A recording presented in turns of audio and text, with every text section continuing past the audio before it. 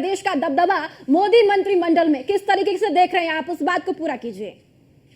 प्रभा जी देखिए, दबदबा 2014-19 में बहुत था। इस बार मैं उस दबदबा को मैं मानता हूं कि उसको थोड़ा कम करना चाहिए। ठीक है, यूपी से सबसे ज्यादा सांसद हर बार जीत के आते हैं बीजेपी के।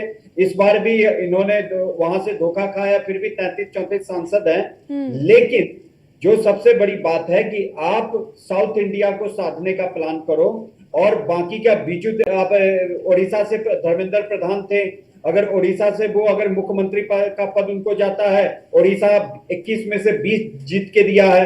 आप वहां देखो, हर बार यूपी बिहार, और बिहार में ठीक है नीतीश कुमार है आपके एलाइज, उसके कारण आपको और हम है उनको देना ही पड़ेगा। लेकिन बाकी के समय आपने भर भर के झोला भर भर के मिनिस्टर बनाया है यूपी बिहार से।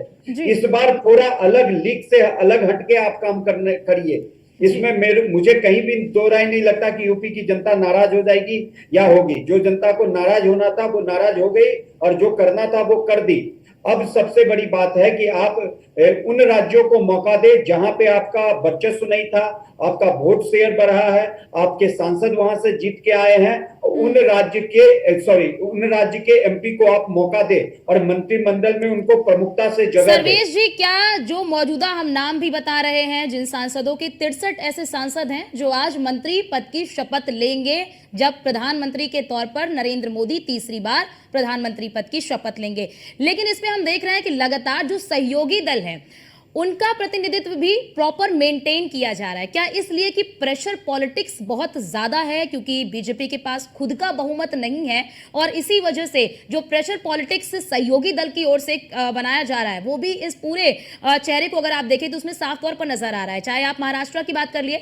तो वहां से भी ज्यादा से ज्यादा, चाहे वो शिवसेना की बात कर ले तो वहां से भी ज्यादा से ज्यादा सांसदों का प्रतिनिधित्व साफ तौर पर देखा जा रहा है। बिहार से भी देखा जा रहा है। आप तेलंगाना की बात कर लीजिए तो वहां से भी साफ तौर पर देखा जा रहा है। तो क्या आपको लगता है कि ये प्रेशर पॉलिटिक्स का एक तस्वीर है? देखिए, जब गठबंधन की सरकार रहती है तो ये प्रेशर पॉलिटिक्स जो है थोड़ा बहुत तो रहता है। इसमें चाहे बीजेपी इनकार करे, लेकिन ये चीज रहता है। इसलिए गठबंधन की सरकार के अपने अलग मायने होते हैं।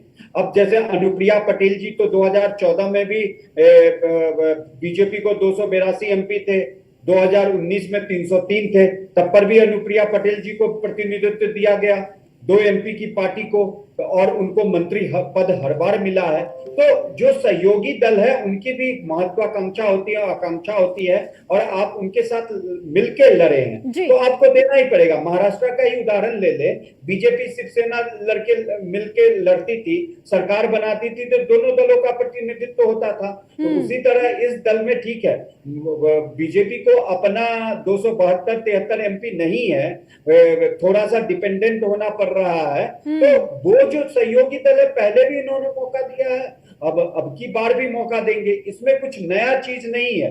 प्रेशर पॉलिटिक्स हाँ थोड़ा सा रहता है कि मुझे ये मंत्रिमंडल चाहिए वो चाहिए, लेकिन हमने देखा जब ये न्यूज चला तो टीडीपी की तरफ से भी बयान आया कि इस बार ज्यादा है ना कि दोनों कार्यकाल में देखिए कि पहले कार्यकाल में भी अपने दम पर बीजेपी ने सरकार बनाया, दूसरे में भी आपने देखा होगा कि 303 सीटें बीजेपी ने खुद जीती थी। तो वो प्रेशर पॉलिटिक्स सहयोगी दलों की ओर से उतनी ज्यादा नहीं था, और बीजेपी उस प्रेशर पॉलिटिक्स को लेने के लिए ज्यादा कंपेल्ड नहीं थी, मजबूर नहीं थी। जी हाँ, देखिए हर परिस्थितियां के अंदर अभी इनको सरकार चलाना है 5 साल, और एक सशक्त भारत के लिए यह मजबूत सरकार चलानी पड़ेगी। और देखिए चंद्रबाबू नायडू जो है वो एक सुलझे हुए सफल राजनेता हैं। वो कुछ नीतीश कुमार की तरह इधर से उधर कभी नहीं, एक ही बार हुए वो आंध्रा। चलिए ठीक है सर्वेश जी, चूंकि बड़ी खबर आ रही है फिलहाल, बहुत बहुत शुक्रिया आप सभी का। आपने न्यूज़ 1 इंडिया से बात की, विश्वदीप जी और सर्वेश जी आपका बहुत बहुत शुक्रिया जानकारी साझा करने के लिए। तो